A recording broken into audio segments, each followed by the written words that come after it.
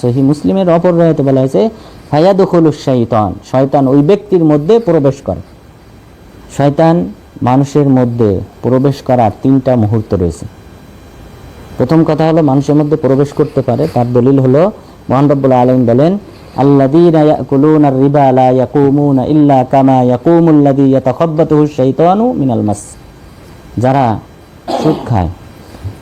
সুদ খায় সেই সকল ব্যক্তিরা কিয়ামত দিবসে উঠবে ওইরকম মাতাল হয়ে। যেরকম ভাবে কোনো ব্যক্তির উপর শয়তান যদি প্রভাব খাটায়, শয়তান যদি কোনো ব্যক্তিকে আসর করে, তাহলে সেই ব্যক্তি যেমনভাবে মাতাল হয়ে যায়, নিজেকে কন্ট্রোল করতে পারে না, ঠিক অনুরূপভাবে যারা সুদ খায় সেই সকল ব্যক্তিরা কিয়ামত দিবসে উঠবে মাতাল হয়ে, এলোমেলো আচরণ করা অবস্থায় তারা উঠবে।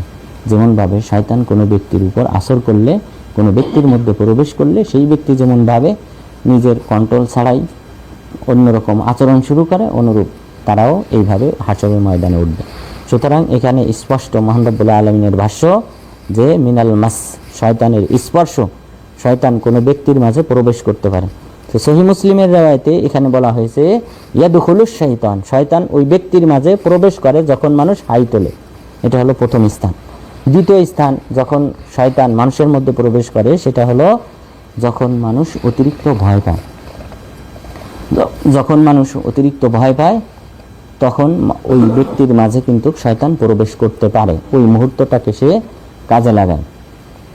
মহান রব্বুল আলামিন বলেন ফাজাদুহুম রাহাকা, যে জিন জাতি, এই জিন জাতিদেরকে আরবরা তারা কিন্তু যখন কোনো এক নতুন স্থানে অবস্থান করত, রাত্রি যাপনের জন্য তাঁবু পারত, তখনই কিন্তু তারা বলতো ইয়া সারিয়াতা ওয়াদিয়াল জিন, যে হে উপত্যকার সর্দার, অর্থাৎ উদ্দেশ্য জিন শয়তান, আমরা তোমাদের কাছে আশ্রয় চাই। তো এইভাবে যখন তারা জিন শয়তানদের কাছে মানুষ আশ্রয় চাইতে শুরু করলো, ফাজাদুহুম রাহাকা, তখন তারা আরও ভয়ভীতি বাড়িয়ে দিল, বিভিন্ন রূপ ধারণ করে তাদের সামনে এসে তাদেরকে ভয়ভীতি দেখাতে শুরু করলো। তো সুতরাং এই ভয়ভীতি দেখানোর এই মুহূর্তটা, এটা কিন্তু তারা কাজে লাগায়, এই মুহূর্তে কিন্তু তারা মানুষের মধ্যে প্রবেশ করে। এরপর তৃতীয় যে স্থান, যে সময়ে এই জিন শয়তানরা মানুষের মধ্যে প্রবেশ করতে পারে, সেটা হলো আল গজব, রাগান্বিত হলে।